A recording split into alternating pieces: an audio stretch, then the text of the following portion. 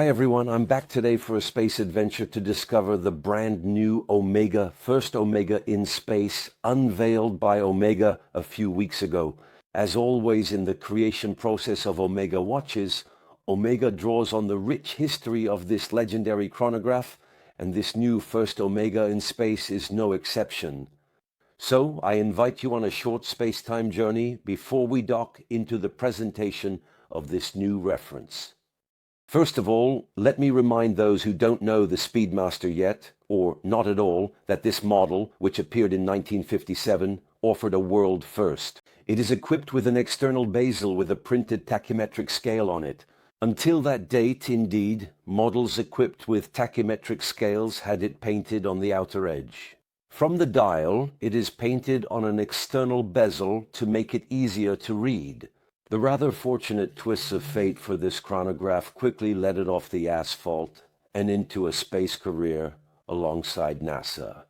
The Speedmaster even became, in 1969, the first chronograph watch worn on the moon on Buzz Aldrin's wrist.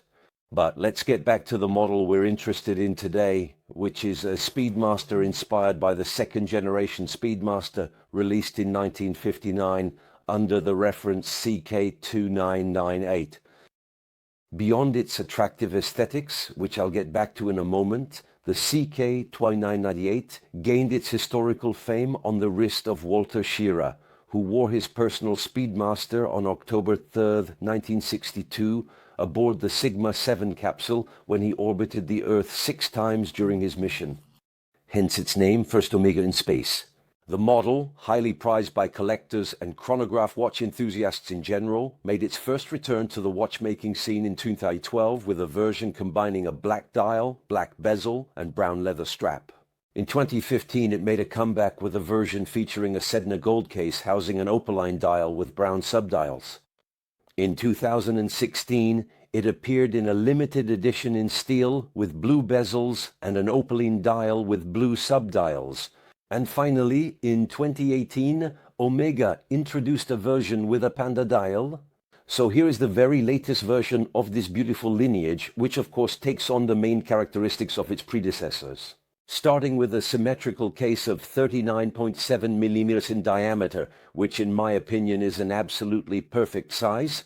So, once again, for those who aren't familiar with the Speedmaster and its history, the professional Speedmaster Moonwatch has a diameter of 42 mm and features an asymmetrical case. This means its chronograph pushers and winding crown are protected by a small protective shoulder. This is not the case with the first Omega in Space line, which is equipped with a completely round case. Similarly, this new iteration of the CK2998 is equipped with straight lugs, not lyre or twisted lugs like those on the professional Moonwatch. The model is characterized by other details that will delight enthusiasts and collectors. Like the original model, it features a fixed aluminum bezel, marked with a silver tachymetric scale, notably characterized by the famous dot over the number 90, or Don, for our Anglo-Saxon friends, which is a nod to the early Speedmaster models. On the dial side, this new first Omega in space features, like the original, alpha hour and minute hands, which, like the baton hour markers, are equipped with a tinted superluminova that reminds us of the oxidized luminescent materials of vintage watches. We are indeed within the aesthetic, appealing and legendary codes of the first Omega in space lineage. The brand, however, makes two major and incidentally delightful changes here. So the first is this new version of a completely new sapphire crystal that takes on the extremely domed look of the Easlith glass from the old and highly vintage models with the added durability of sapphire crystal. The second major change made to this new speed lies in its unique CVD-coated dial, chemical vapor deposition, in a bluish-gray tone, almost slate-like, which the press release tells us replicates the tone of certain CK2998 models from the 60s. Omega adds a sunburst finish that gives the watch an incredibly wonderful, unique, and very masculine look, and I think which perfectly matches the eggshell tone of the indexes and hands, in my opinion. It's indeed a truly stunning and incredibly beautiful dial indeed. To complete it, Omega also applies its vintage logo in applique and reproduces the same vintage logo on the winding crown. The historical tribute continues on the solid case back, which houses the movement I've been talking about for a while, but you won't see it as a result. On this solid back, there's a seahorse medallion and the engravings Speedmaster, the first Omega in space, and October the 3rd, 1962. So while the aesthetics of this Omega really take us back to the past, the mechanics and the technology are truly from the 21st century. The model is indeed powered by the coaxial master chronometer Calibre 3861. So this is the latest evolution of the Calibre 321 that powered the original models. This Calibre 3861, launched in 2021, is a manual winding chronograph movement offering a power reserve of about 50 hours. Its strengths lie primarily in its robustness, reliability, and precision. Indeed, it is first certified as a chronometer by the COSC, the official Swiss Chronometer Testing Institute, which guarantees its precision. But also, and above all, the movement and the finished watch, ready to be sold, are certified as master chronometer.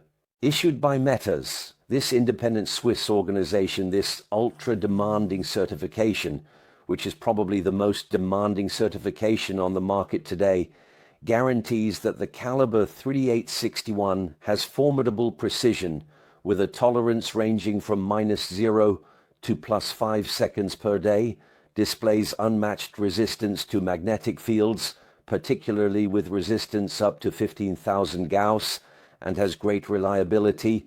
These three strengths allow Omega to offer a 5-year warranty on this new model. To finish, Omega offers this new model with 3 different types of straps. A fully metal bracelet with flat links featuring Omega's patented comfort adjustment system, or a black leather strap with a pin buckle, or a brown leather strap with a pin buckle as well. So to conclude, as usual, what's my verdict? Well, this new first Omega in space reminds me of the reaction I had when I discovered the Speedmaster Moonwatch Daniel Craig, the nickname given to it by enthusiasts, this model equipped with a lacquered white dial. So beautiful and obvious that when I discovered it, I wondered why it hadn't been released earlier. Well, this first Omega in space with its sumptuous, truly sumptuous blue-gray dial, its eggshell-tinted indices and hands, is an absolutely pure marvel. And I wonder how it's possible that the brand didn't think of it sooner. The good news is that she finally got it, and this watch is now produced and available, and in my eyes, it's the most beautiful first Omega in space ever made, at least to date. If I had to choose, I would personally opt for the version with the steel bracelet, firstly because it's extremely comfortable, beautifully made, and also because it gives this Speedmaster absolute versatility. You can wear it on any occasion, whether you're dressed very casually or very formally. As for the prices, to finish, Omega offers the version with the steel bracelet at a price of €8,700 and the 2 versions with leather straps at a price of €8,300. There you go, I'm done with this review. As always, feel free to share your questions, surprises, and compliments if you have any. Thank you for following me, and I'll see you soon for the next review. Bye.